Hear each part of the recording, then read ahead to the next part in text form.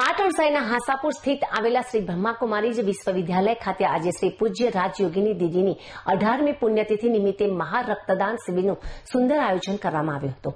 જ્યારે રક્તદાન શિબિરનું આયોજન આજના દિવસે શ્રી પાટણ બ્રહ્માકુમારી વિશ્વવિદ્યાલય તેમજ સમગ્ર ભારતભરમાં આજે વિવિધ બ્રહ્માકુમારી વિદ્યાલયમાં રક્તદાન શિબિરનું આયોજન કરવામાં આવ્યું છે અને આ રક્તદાન શિબિરનું આયોજન આગામી તારીખ 23 તેમજ 24 અને 28 આમ 3 દિવસ સુધી રક્તદાન શિબિર યથાવત રહેશે।